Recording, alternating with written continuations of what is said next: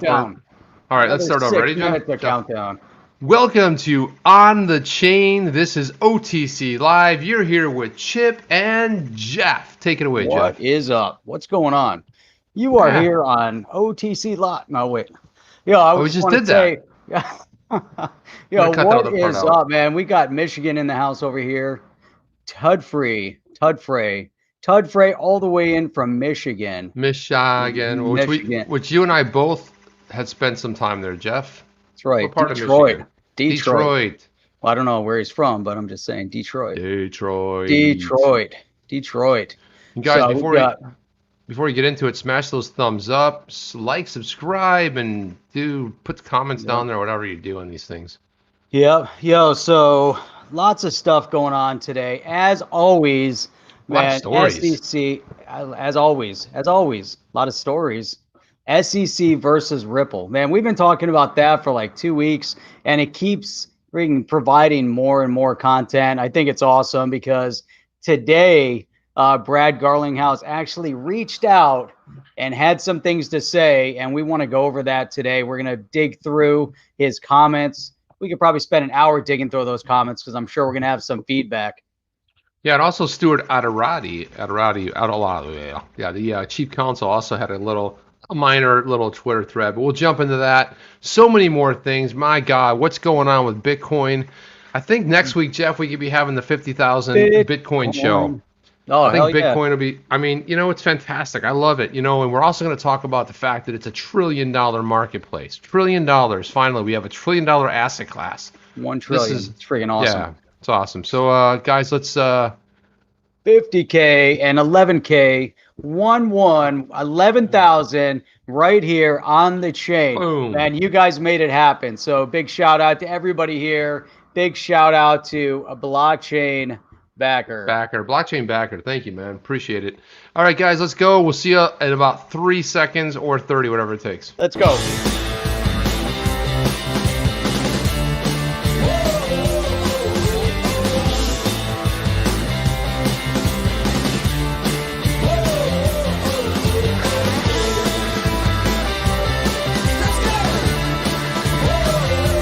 Welcome to On the Chain with Jeff and Chip.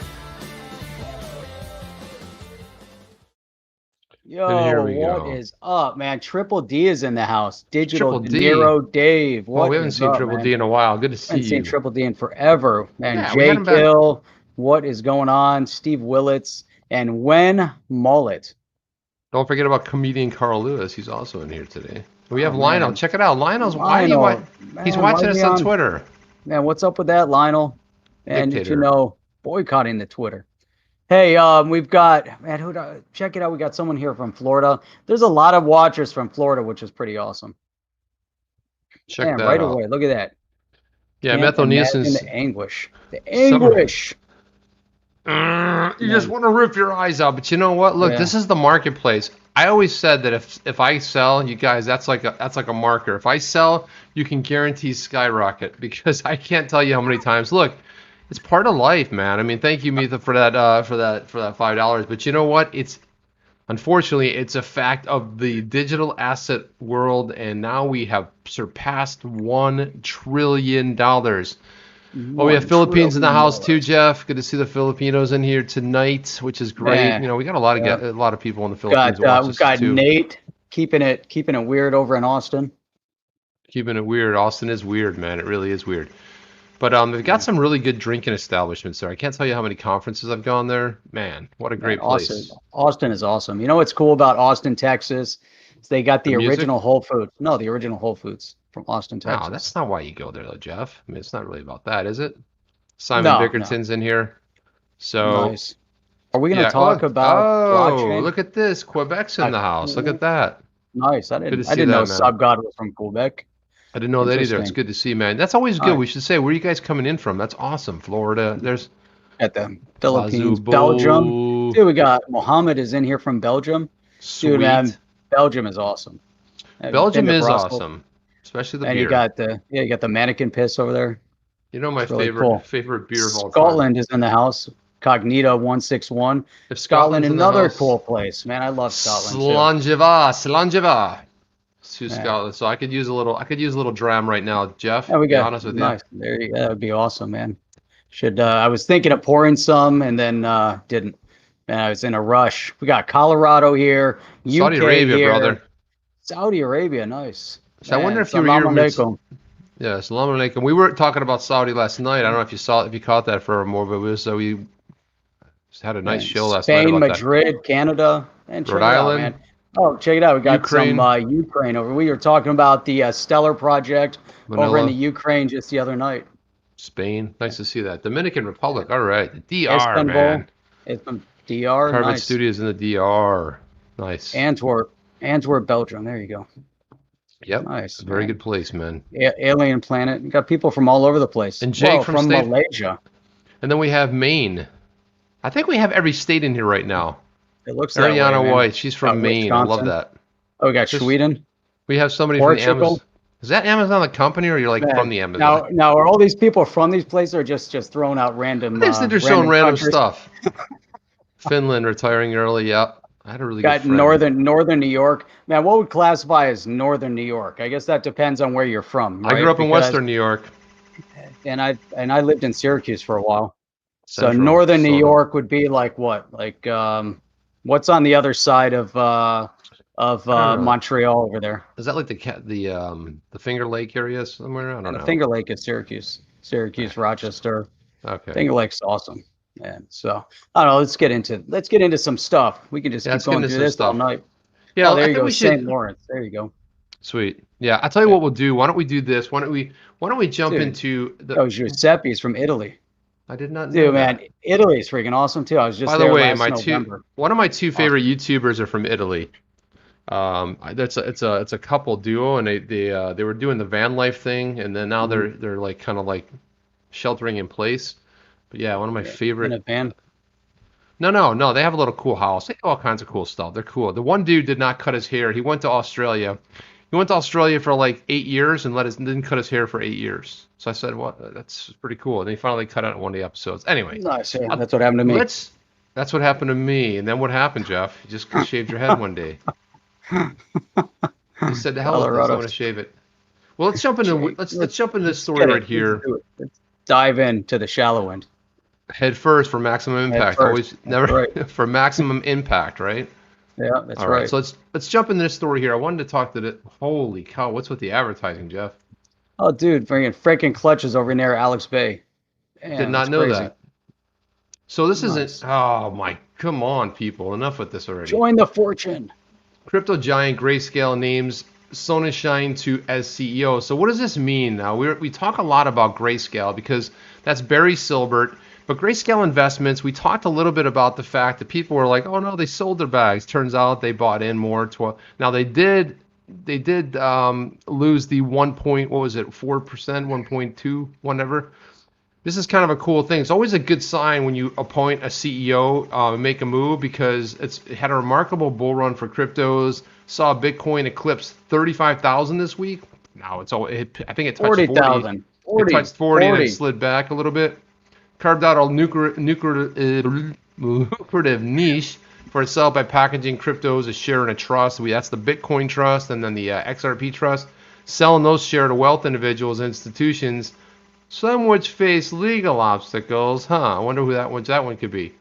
So Sonnenschein played a pivotal role in bringing new investors and expanding Grayscale's offering from a single Bitcoin trust to 10 different offerings.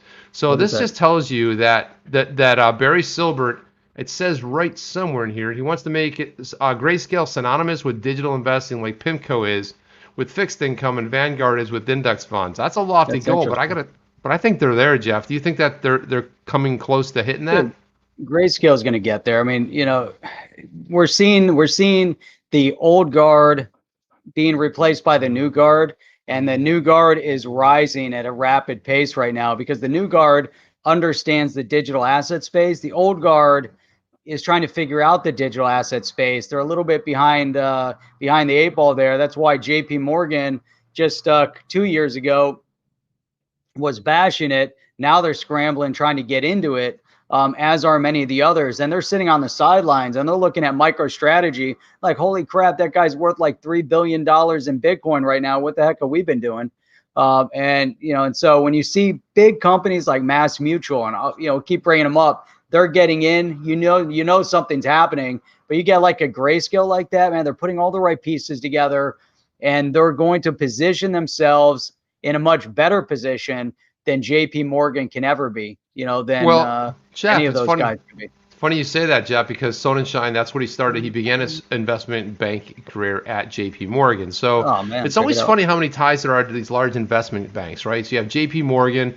So he's taken over from Barry Silbert, who founded Grayscale. But, it's getting too big. Silbert will continue to preside over Grayscale's parent company, the Digital Currency Group. Now, here it is right here, a sprawling conglomerate whose other properties include the media venture CoinDesk and a crypto mining firm called Foundry. So it's getting so big, he's got to let go of the reins a little bit, because when you start growing and expanding, it's time to start jumping over. And I thought that was something amazing, just because I'm always a big fan of Barry Silbert. I think that it's just he's been making nothing but phenomenal moves all the time. Hey, Chip, just a recommendation. Get the Brave browser. No, I understand. I have the Brave browser, but here's the deal. I'm on Mac, and I usually boot up Safari because I've got a mode in Safari, which allows me to even do one better than that. Yeah, I pulled this one up. Check out that name, Stay Up Detroit. That's pretty cool. I like that. I do have the Brave browser, but it's not the most updated one. But I'll show you what I got here. It's what I'd like to use. So here's my Safari browser, which has all those ads, right? And then you click this button right here, and you go poof, done. Yep. Just the facts. Another comment here. I scrolled a little bit too fast, and I lost the comment that I was on. I had this thing loaded up here.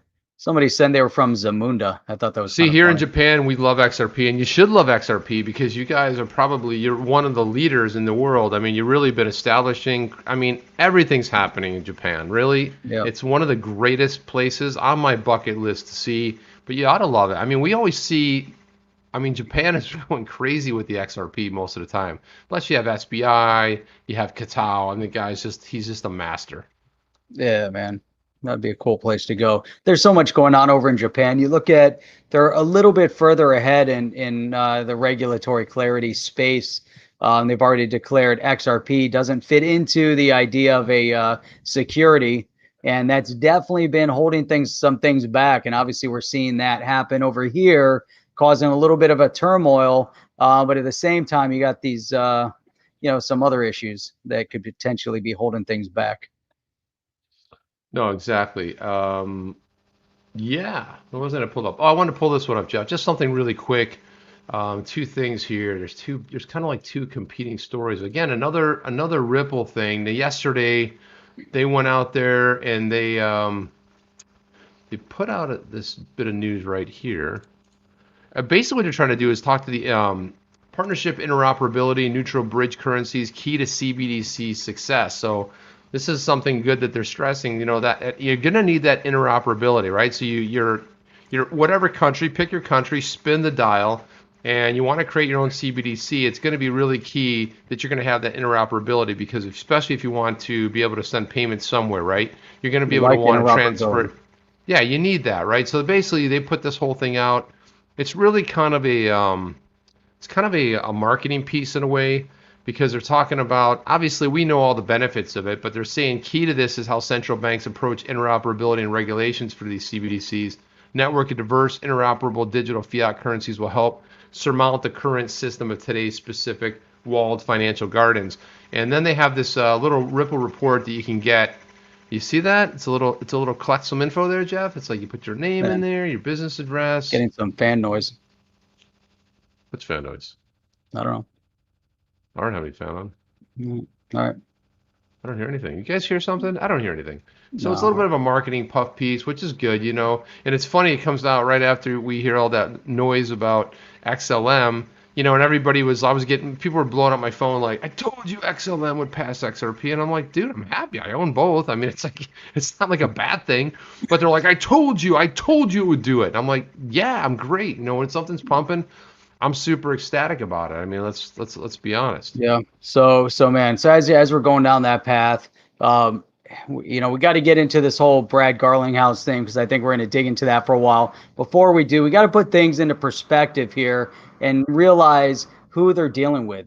So you know, one of the things that that they're up against, obviously now you're up against the SEC. Then there's some other subset within the government agencies that that have to be dealt with. And I'm going through these articles, and I saw this one thing. I thought it was kind of funny because let's see if I can pull this one up. Oh, you know what? Hey, what happened here? Oh, shout out to Mohammed Musa from Nigeria. Bought 1 million naira worth XRP out of that right at the blast. Beautiful, man. Nice. So check this out. So I'm going through this thing, and I look and I say, okay, FinCEN. So you know how they're going through this whole wallet rule and all these things going on. There's some controversy. So check this out. And this was what's today? The 7th. So it was yesterday. FinCEN's wallet rule is open for another day of comments. Why? Because government officials can't count to 15. They had 15 days to comment, and they missed the deadline. So look at this. Everybody right at the time, the regulator stated that stakeholders would have 15 days to respond with comments, later clarifying that submission period would end on January 4th. So, you know, the funny thing is, I mean, there's so many. If I read a lot of the letters, I mean, it was great to see how the community kind of, you know, stepped up and did. I mean, every household name, you know, all the exchanges. It's not a good rule. I mean, and the fact of the matter is why would you dump something like that over the holidays, right?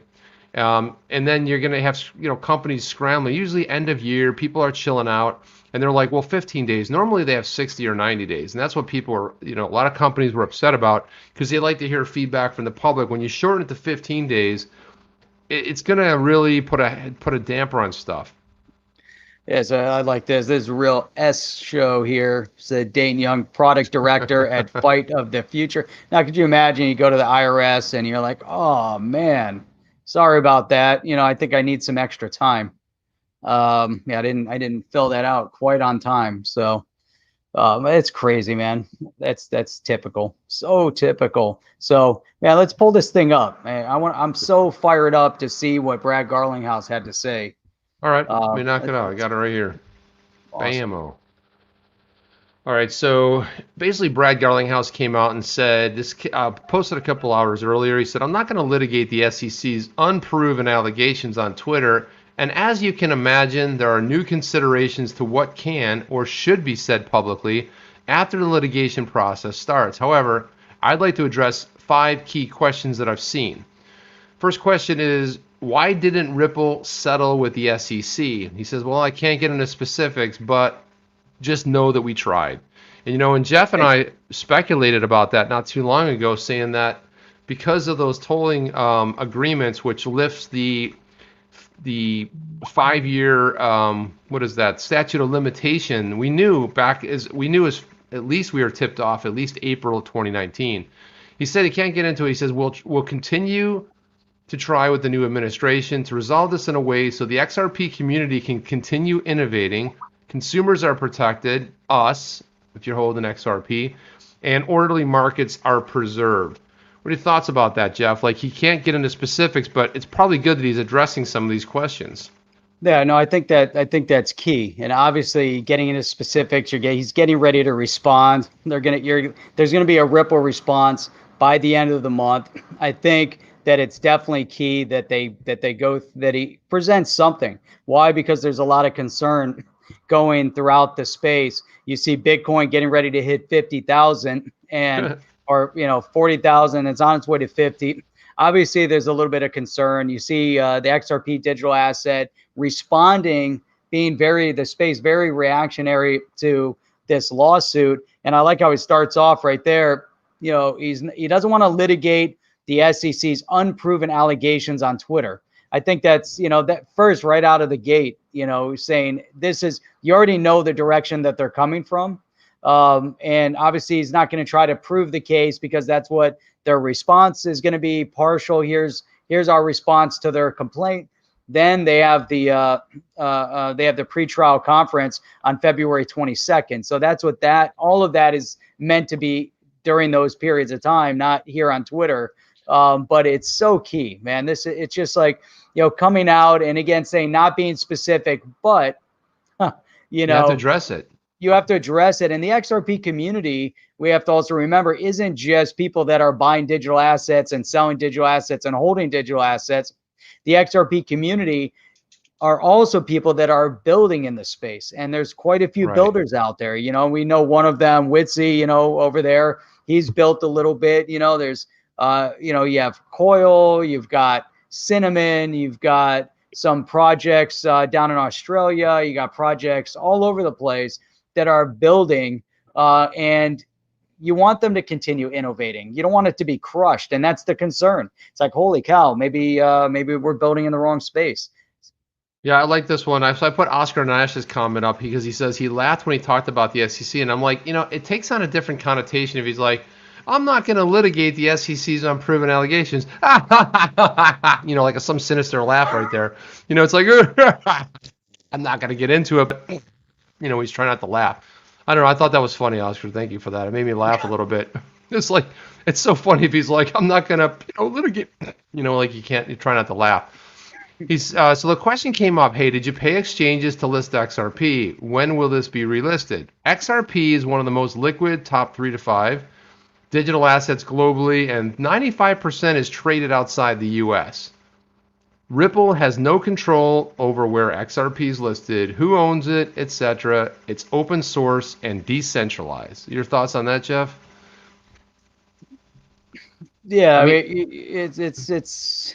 Well, I think he's a little bit sidestepping something here. That's what I was going to say. The answer it's a little doesn't really respond political. to the question. It's political, right? It's a political answer. I get that, but he's not, because in the complaint, it does say, there's one section in there where he says, would $1 million change your mind? You know, $1 million in cash, you know, flipping those, you know, $1,000 bills off.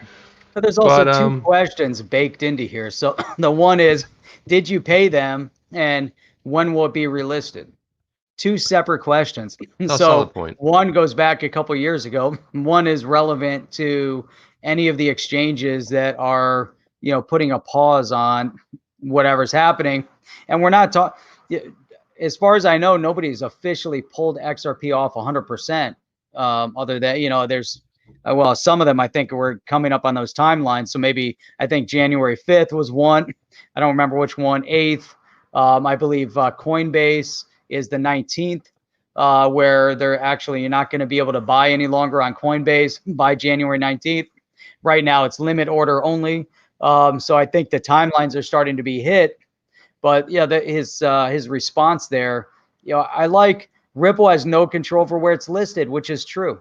Right. You know, they also have no control over who owns it unless, you know, Funky Fresh, unless, you know, XR, you know, somebody over there at Ripple is twisting his arm and saying, hey, Funky Fresh, you're buying 10,000 XRP tomorrow.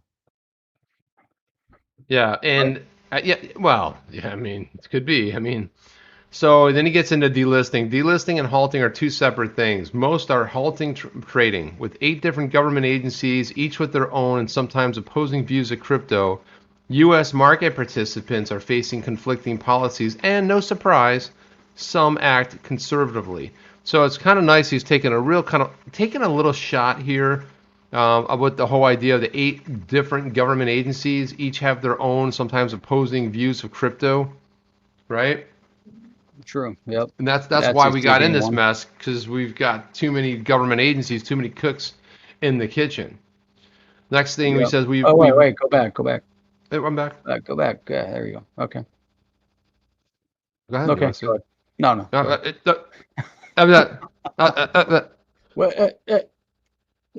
Delisting and halting are I just said that. Let me read it again. Delisting and halting. No, we've moved from a lack of regulatory clarity to regulatory chaos in the U.S. This is why regulation by enforcement is such bad policy. With the new administration, we expect the DCEA to be reintroduced. Common sense legislation providing clarity to the entire industry. The DCEA is a government agency. I forget exactly what it stands for. You guys can probably drop it in the chat there. It's the Division of Code Enforcement and Administration. That's what it is. So he's saying, you know, we need some common sense legislation regarding the clarity. I mean, how many times does Brad Garlinghouse really have to say this, Jeff? I mean, about clarity. Well, I find it interesting that they go after, the administration when, we're also looking at a fact that Congress, which could have passed, clarity in the space, hasn't. So you go from one Congress to the next, you can have a difference of opinion. So, you put up different representatives. You have Darren Soto, you have Warren Davidson, you have Tom Emmer. You've got a group of them that could be very pro digital asset and build in the space. And then you have someone like Rashida Tlaib that if she had the control and power, she would undo anything that they wanted to do. So, I find it a little bit, wrong in his approach there, that the administration has nothing to do with it. That there's other things, because the SEC we wouldn't be in this position right now had Congress acted. If Congress would have provided some sort of clarity and some framework and structured the Securities Acts of 1933, 1934, and given some form of and had some discussion with the SEC, it wouldn't be left right now in the hands of the SEC to go rogue and try to decide what they want to decide. And it's troubling when FinCEN looks at XRP and says, nope, not a security.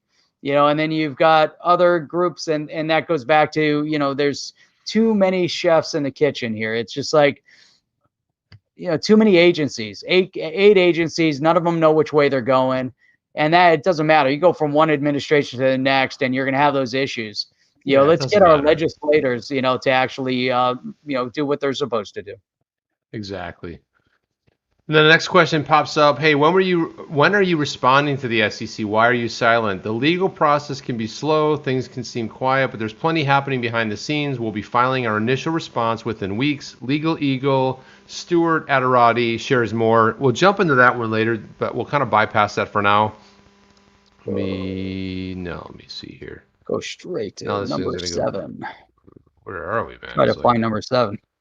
Number 6. Yeah, it always goes like weird. There we go. I think did he jump around there? So, and this is a funny question. There. Do investors have faith in Ripple? Yes, we have real shareholders. That's how you own Ripple equity. Buying our stock, not buying XRP. We're disappointed at Tetragon, who owns 1.5% of Ripple. That's interesting, Jeff. How do they own 1.5%? Because we did the simple math, 200 million of it at a 10 billion valuation. I don't know how it's not ended up being 1.5% of Ripple. It's seeking to unfairly advantage itself through the SEC's allegations. So do you want to get into that a little bit? Dude, yeah. I mean, what do you think? Here you have a company that invested, and what's their one out in their contract, right? The only out is if XRP is found to be a security, right? I think that was their only out. I mean, maybe there's more. They could recall it and they could get out of it. But the thing about it is that they're filing lawsuits, they're doing all this stuff, but it hasn't been deemed a security, right? An unregistered. And this is the whole problem I have with people filing all these crazy lawsuits. You have Coinbase. They're like, oh, you sold me unregistered securities. Well, how do you know? Because nobody knows what's going on yet. So that's kind of a weird oddity when they do stuff like that. We jump to the next question. He says, yeah, Andrew Nation is here with us. Man, Andrew Nation, man, we haven't seen you in forever. And Andrew is an OG, man. Andrew is like one of the first supporters. I think I had. He's thinking like 100th, subs. So thank you, Andrew. I appreciate that. And he promoted me a lot. So I really always I never forget that. Never forget the man who dug the well. It's kind of like blockchain backer. He's like, I like you guys, and just promoted us and sent some really smart, critical thinkers over here, and we always appreciate the subs. Yep. He says, did you pay your customers to use XRP? We have provided some customers, especially. I like this one. Yeah, this is a good one, right?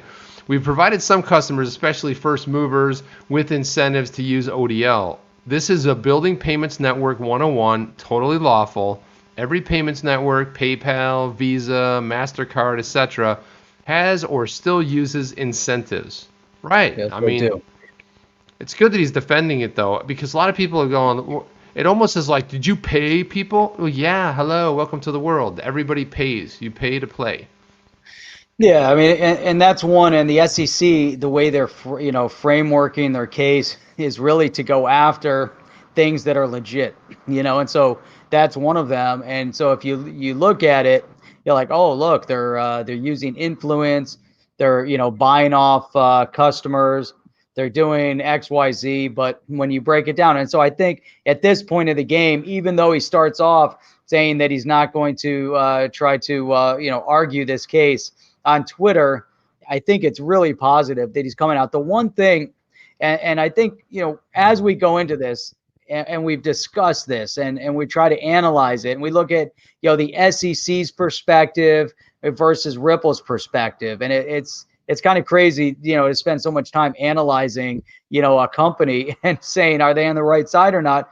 But the thing is that here you have a company that's been very transparent, from day one with the SEC, with the regulatory bodies, with the Congress, actively involved, saying we need regulatory clarity. Here's everything we're doing. Here's what we want to be doing. And they're out front, hey, by the way, we're taking out $1 billion XRP from escrow. Oh, by the way, we just spent $100 million and we're putting the rest back in escrow. Here's what we spent it on. Oh, by the way, we gave X amount to whatever customer because they're working within the ODL space.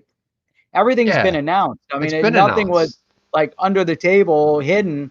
And so I think it's really key that he's coming out and talking about this, because for the SEC to make any statement otherwise, well, why didn't you respond to it when they said that? They're out in the public. If you had a problem with it, then immediately come and say, hey, smack, hit them over the head with something, or slap their hand and file some grievance. But nothing, no grievance, no communication, no nothing. So, if anything, the SEC is complicit in allowing them to continue doing what they're doing and giving them, acceptance, So it's kind of like, I figure it's like this. It's like the SEC is like this guy sitting back in the back room, a little smoke there. He's got the cigar. It's like, while you were doing that, it'd be like, yeah, I'm taking out 10 billion XRP. Yeah, taking out XRP, right? See, what do we do? See, we're gonna go after the.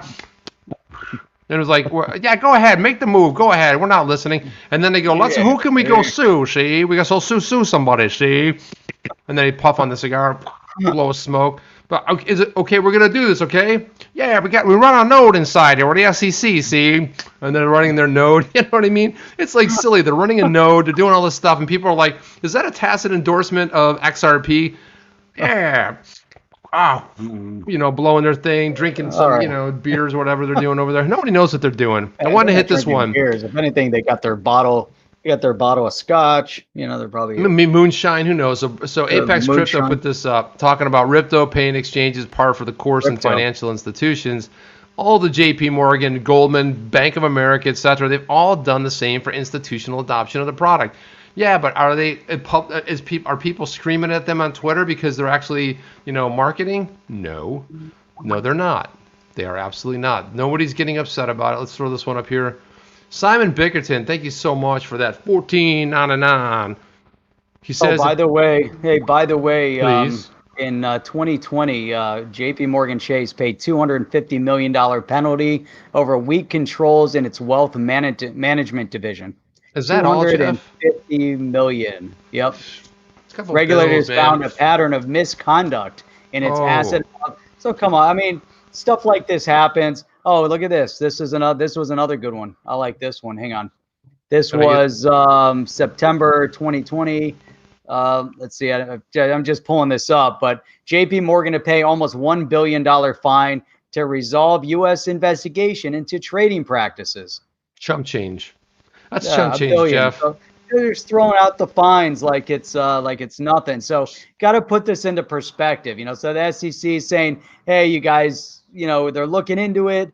The whole idea of the case, the way it's rolling out, man, it's I just think it's interesting. When we start looking at J.P. Morgan, how about Deutsche Bank? Those guys got smacked with some big fines, doing some things, a little bit incorrectly. We can pull up U.S. banks. I mean, their fines annually it's mind blowing. It'll blow your mind. I mean, it's incredible. So I want to get to Simon Bickerton's comment here. He says, if the USA pretty much out XRP by calling it a security, would it make it more attractive to foreign countries, knowing that the United States government doesn't control it? Well, they don't control it now. I mean, it's still a decentralized asset. So I don't know, Jeff, your thoughts on that? I mean, it is decentralized, but I think what maybe you might be alluding to is that would it become more attractive knowing that the U.S. government is calling it a security, and everywhere else, including Timbuktu, they've said no, not a security, right? So that I could definitely see. Thoughts, Jeff? Yeah. That's I don't know. Yeah, is it more attractive because but the U.S. government doesn't really control it. No, but I think what he's saying. But suppose the USA, suppose the regulators come down hard on Ripple and they give them giant fines. They said he sold unregulated securities. Yep. And so from that standpoint, that would become very attractive. Oh, the USA just shot it down and everything. I could see it potentially becoming, getting a little traction. But it's decentralized anyway. And Brad, said that 95% of the investors are outside of the country. Weird, because I thought it was 90% last week or 2 weeks ago, but that's all right. It's what's up? It's up in those percent. No, I think that it's a valid point because here we're the ones that are bearing the brunt of it. If you're over in Australia like Simon, or over in Japan, or elsewhere, is there going to be an impact? Can you keep investing in it? If it's a security here, then we're not going to be able to buy and sell the XRP until they work things out, whatever that means. For them, yes. But for Ripple's perspective, Ripple's going to get a slap on the wrist. Hey, it's say it was an unregistered security. Here's what you got to do to fix it. Okay, we're going to fix it. Pay your fine, do your whatever you got to do, and move on with your life. And then the business will move on with their life. If any company was going to be shut down and to be dissolved, it was going to be that company Kick that we talked about last time. $5 million in fines and 3 years that they can't sell a digital asset. Digital asset was new to them anyways. Their primary business up there in Canada was social media, and it was a social platform. So, it was like a minor slap on the wrist, a little bit of a setback for them, but they're still moving forward. So, if something happens here, they'll figure out the way to navigate it. The difficult part, and what Brad Garlinghouse is addressing here, is really reaching out to explain his perspective, to the community as well. And when he talked about the community, he's talking about the investors as well as the builders in the space. Very valid. And the SEC ramification can be a lot more than just Ripple. We're talking about XLM, and we're talking about so much more. So there's a lot at stake here. These guys just happen to be on the front lines. Simon says for $14.99, you'll bloody agree with me. Not necessarily, man. Not necessarily. There's always that's always a possibility. So the next question, he says, we built a product that is first of its kind, integrating new infrastructure when it comes to cost. ODL versus with XRP solves real problems with real cost, speed, and settlement. And that's proven, and that's proven to be the tune of billions of dollars. Another little side-handed dig into, into the SEC. But when you're on top, everybody wants a piece of you. You saw the SEC come out hard after Tesla. How did that work out? Let's see. Tesla. Let's see, what is Tesla trading at now? Look at Simon. What's that, 800? You want to read that, Jeff? Hang on. Jeff, you want to read that? 800. $816 is what Tesla closed at today. Yeah. So really didn't do too much. $14.99. You'll bloody agree with me. Well, that's not true anymore because now let me add my calculator. 15, 16, $17. So there you go, 17. So there you go. For 17, we're getting closer. We're getting closer to fruition. So he goes, we built a product first of its kind, right? So first of its kind, going back 7, 8 years ago, and how long did it take the SEC? So they're being asleep at the wheel. He says, that's what I have for you today. No one's being silent, nor will we give up this fight. We're on the right side of the facts of history. We'll look forward to our day in court as well as engaging with the new SEC leadership once appointed. Yeah, so they're going to engage. It's going to be interesting. I think you got to go back to an interesting point that he makes. XRP solving problems, solving real problems with cost, speed, and settlement. Now, why is it real problems? Because, Chip, what is the one thing that we've said about the digital asset space? Oh, we said a lot of things about it, Jeff. What are we getting into specifically? No, I'm trying to think specifically when it comes to problems. because we have a lot of digital asset companies or blockchain companies out there that are solutions looking for problems. Right. These guys are a solution that have identified a real problem, so that's the key. So, what did Bitcoin in its early days and even now, what problem did it solve? I think it's being discovered at this point. Bitcoin is the granddaddy. Bitcoin is what opened up this entire space. That's what Bitcoin is, and has been known for and will always be. And it's the, primary store of value, again, because it's been identified by everyone, but were we looking for a store of value? Was it really a major issue?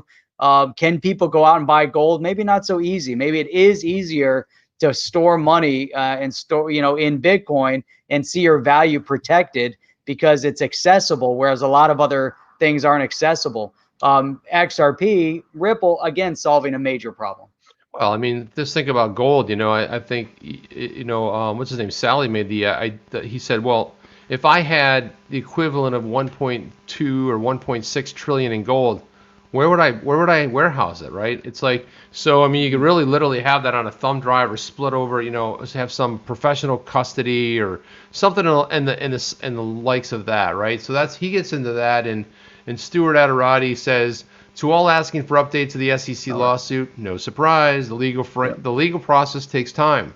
We may be quiet, but we are not idle. Our full legal team will announce themselves shortly, and we'll be filing our initial response to the SEC's unproven allegations within weeks. And when he says, when he says our full legal team, they've been lawyering up, man. They've been probably out there just, getting the best. And not only that, but I think they have at least one or two people on staff or counsel that spent time at the SEC. So that's another big plus. Not only that, but they've got a lot of thought leaders in the space that have certainly identified, the former, Chris Giancarlo, the former FTC, what was that? The FTC something, whatever. Former chairman, he said no. He wrote a really good paper saying it's not a registered security. And then the second point here, he says, a key point to keep in mind, even the SEC acknowledged that our customers actually use XRP to convert fiat currency into XRP. So it's interesting when he says this, Jeff, because when he says they even acknowledge, so do you think when they were attempting to settle and they were kind of having this back and forth, like, I don't necessarily know that they acknowledged it publicly, but he's saying they acknowledge the fact that customers use XRP to convert fiat currency into XRP and then transfer the XRP to recipient's jurisdiction and then convert the XRP to a fiat at that locale.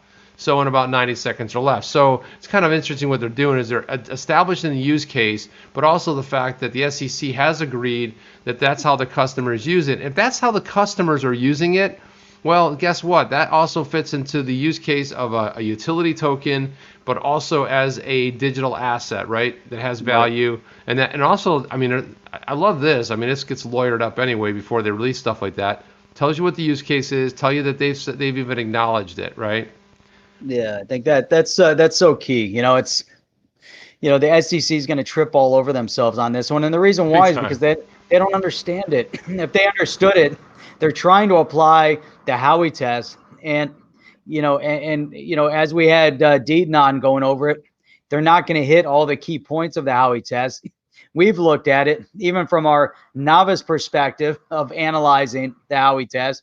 We can see that it doesn't apply to the Howey test. Obviously, there could be some other criteria, but if they truly understood what they were doing, I think things would have been a lot different at this point. That's what I think. They just don't. Oscar Noah's saying the SEC is pro crypto, but I don't think that they truly understand the crypto. I think yes, that there's just much more to it, and we're seeing that coming out of the congressional bodies, and they trip over themselves. Every time you bring a bill in front of Congress, and they just let it die out in committee and they discuss it. That's because they're still trying to figure out, how to use text messaging.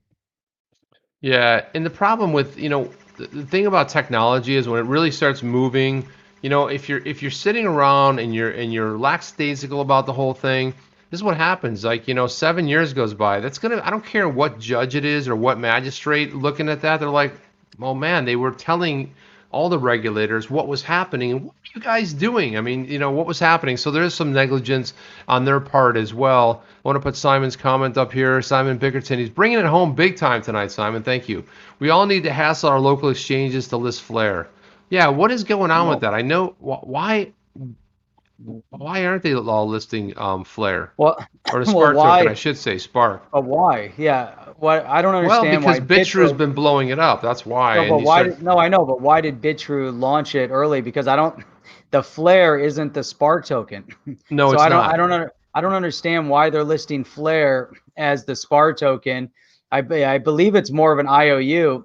It's not, because the Flare has come out and said the Spark token isn't going to be dropping as a proper airdrop until Q1, which could be January, February, March, or Q2 of this year. And then at that point, they're giving you 15%. So I don't know. I don't know how BitTrue is navigating and creating value for something that hasn't airdropped yet with value.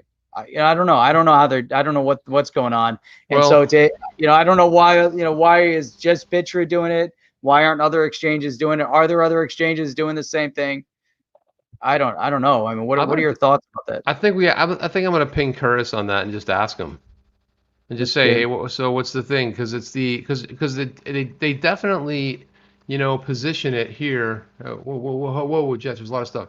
So you look right here, it's like, yeah, the Flare, the FLR, it's an IOU trading. So like, how do you, if you're trading it, how do you basically get out of that? That's what part I don't understand really. Well, Frank Guzzi here said it is an IOU, which we said, and he's traded them, and he's been crushing it by trading them. USD Cash is an IOU.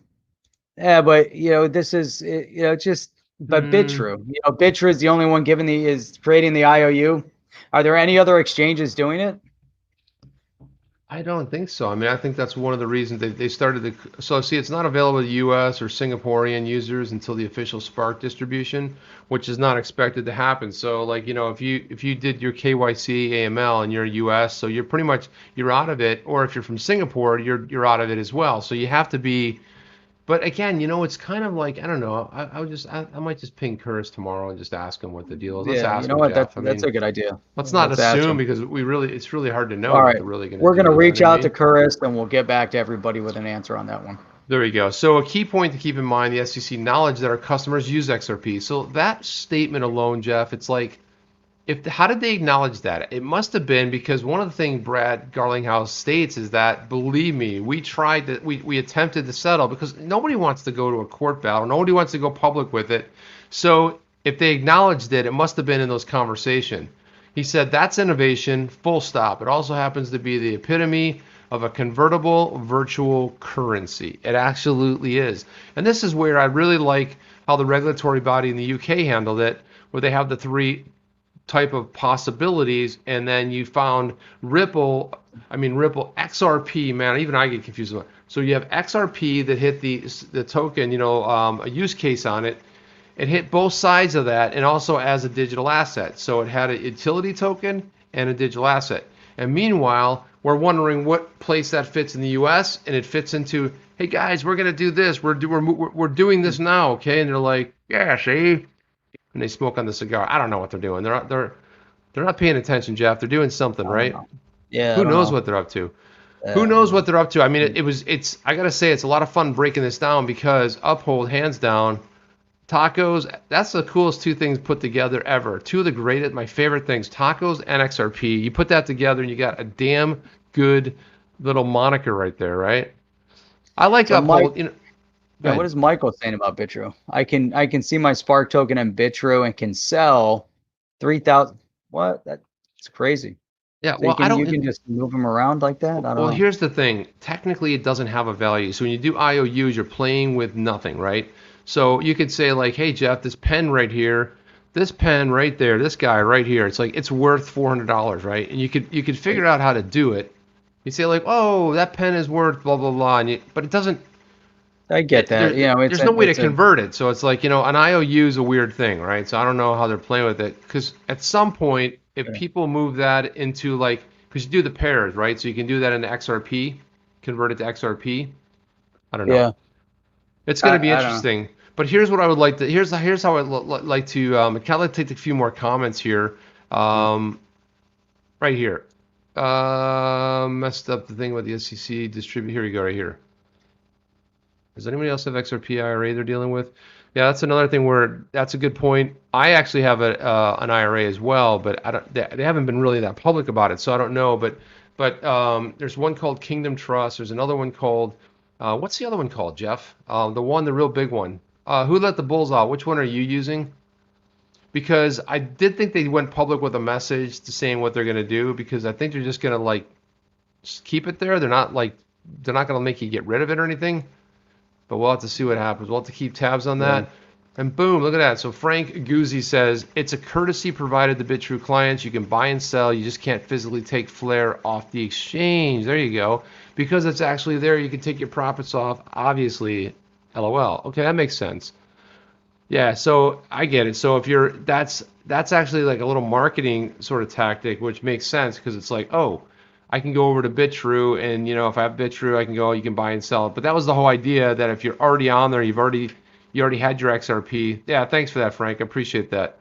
It's good to have some clarification around that. But yeah, you can still take profits off. If you take the profits off, that's something, right? Yeah, I mean, if you're buying and selling, making the profits. I mean, that's cool. If you can buy the IOUs and sell the IOUs. Especially if you have a lot. iTrust. Here it is, right here. This is the one I was thinking about. iTrust Capital. I saw something on that the other day, and I wanted to try to go back to it. And I started looking for it. I couldn't find exactly what was going on with iTrust. There's another one. There's another pretty big one too that the name escapes me at the moment. But there's a couple of them out there that, iTrust. So a lot of people were going to iTrust, and iTrust did come out and say that their number one digital asset that people invested in was XRP. But I think that's because a lot of it was embraced heavily by the YouTubers started latching onto that, which I think was pretty good, and opened up a lot of people's eyes about that. Yeah. And the SEC. Yeah. Oh, go ahead. Giuseppe, SEC already knew they couldn't declare XRP as security through the lawsuit, when in the rest of the world it's just not. All this is a chess move to obtain something. Yeah, and Giuseppe, you're probably spot on, because quite honestly, do you put regulation out, or do you go after a lawsuit where you have to kind of come to terms and figure stuff out? And I hope they do come to some sort of a FLR as a decentralized IRA. There you go. Some kind of I don't know. I don't want to really call it a settlement, but some sort of an agreement, right? I mean, settlement sounds like, Jeff, I owed you $1 million, but we settled for 500. Do you know what I mean? Yeah, that's right. It's like it's more like some sort of it didn't really happen. I'm saying, but in theory, it's like some sort of no, it didn't happen. It's an agreement, man. An agreement. He bought at 10 cent for the XRP and sold it 54 cent. It's trading against USDT and XRP pairs. Yes, idiots were actually selling for 10% of an XRP at the open, and I bought a lot. Interesting. Frank is a mover. He's a mover, man. He doesn't play around. He's like one of those guys who can, right there. He can turn some money, right? So that's good, man. And that's the key thing. That's what investing is all about. You buy low, you sell high. It's like, but doing it and being successful at it, not everyone's going to be like Frank. It's like they can kind of make these moves and do that. Like I said, I say 10 cents. Yeah, well, that's the other thing too. I mean, 10 cents is a killer, man. That's a killer one. Oh, 0.10. Oh, I'm sorry. That's not. Yeah. Okay. There we go. Yeah. Perfection. So I just really want to thank everybody for being here. Please like, subscribe, click that notification bell beyond there. And guys, we have another channel. Jeff's been dropping some awesome videos on the other channel. He put one up today that was 10 minutes. So if you want to get in and out, that's the shorter form content that we put up. But Jeff put a smoking video up there today. Click down there. If you didn't know about it, I mean, we always appreciate you joining us in our live streams. But also that other channel, we keep them separate. Live streams, premieres on this channel, and the other channel is where we put the shorter form. When I say shorter form, shorter than an hour, right? Shorter, yeah. So I want to thank everybody for being here. Yeah, I appreciate everybody. You guys are awesome. Thank you guys for the support tonight. Really appreciate that. Tomorrow is Friday, so I believe that we won't be streaming tomorrow night, but we will be back on Saturday. Yeah, we'll be back Saturday. I do a live stream at 8 a.m. every Saturday morning. So definitely tune in for that one. We might even try to get a stream in later in the evening on Saturday. But if not, if we don't do a Saturday stream, you can always join us for a Sunday roundtable. That'll be Sunday at 8 p.m. Eastern Standard Time. And then you guys will see us streaming all of next week as well, which is awesome. And Frank Guzzi with that last one thrown in there, not 10 cents of 1 0.10 of 1 XRP. XRP was 0.22, so we paid 0. Oh, nice. 0.022. Awesome. Cha-ching. Nice, Frank. There you go. Holy, that's beautiful, man. Nice one. Well done. Nice. Well done. Yep. I gotta reevaluate my. Frank's making me look bad right now, man. But that's good, Frank. We're always happy for community that can do well. No, that's excellent, man. You know, that's that's even better than what I originally thought, man. That's awesome. So anyhow, OTC. Chip, that's it. Anyway, guys, that's all we had. It's like he's like, I'm gonna say it. Okay, and well, how about we say it together? We'll see you on the next one. Out. Are you down with OTC? Please like, subscribe, and click the bell to be notified when the next video drops.